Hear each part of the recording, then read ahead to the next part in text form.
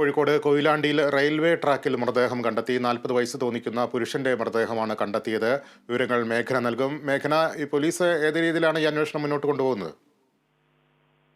ലിബീഷ് അല്പസമയം മുന്നെയാണ് ഈ കൊയിലാണ്ടി റെയിൽവേ ട്രാക്കിന് സമീപം ഒരു മൃതദേഹം കണ്ടെത്തുന്നത്. കൃത്യമായി പറഞ്ഞാൽ കൊല്ലം റെയിൽവേ ഗേറ്റിന് സമീപത്തായി അധികം ജനങ്ങളുടെ ശ്രദ്ധ പിടിച്ചുപറ്റാത്ത ഒരു കാട് പിടിച്ച പ്രദേശത്താണ് ഈ മൃതദേഹം കണ്ടെത്തിയിരിക്കുന്നത്. ഇപ്പോൾ കൊയിലാണ്ടി പോലീസ് സ്ഥലത്തെത്തി അന്വേഷണം ആരംഭിച്ചിട്ടുണ്ട്. പോലീസ് ഇപ്പോൾ പറയുന്നത് 40 വയസ്സ് തോന്നിക്കുന്ന പുരുഷന്റേതാണ് മൃതദേഹം എന്നുള്ളതാണ്.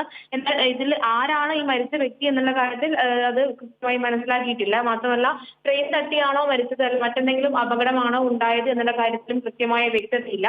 ഈ പ്രദേശത്താകെ ഒരു ദുർഗന്ധം പടർന്നതിനെ തുടർന്ന് നാട്ടുകാർ നടത്തിയ പരിശോധനയിലാണ് ഈ മൃതദേഹം നാട്ടുകാരാണ് ആദ്യം കാണുന്നത്. ശേഷം ഈ മൃതദേഹത്തിന് 3 ദിവസത്തെ പഴക്കമുണ്ട് എന്നും പോലീസ് ഇപ്പോൾ പറയുന്നുണ്ട്.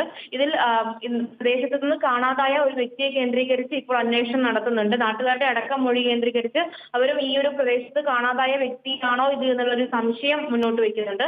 അത് കേന്ദ്രീകരിച്ചാണ് ഇപ്പോൾ പോലീസിന്റെ അന്വേഷണം നടക്കുന്നത്. ഇപ്പോഴും പ്രദേശത്ത് വിശദമായ അന്വേഷണം കൊയിലാണ്ടി പോലീസിന്റെ നേതൃത്വത്തിൽ തുടരുകയാണ്.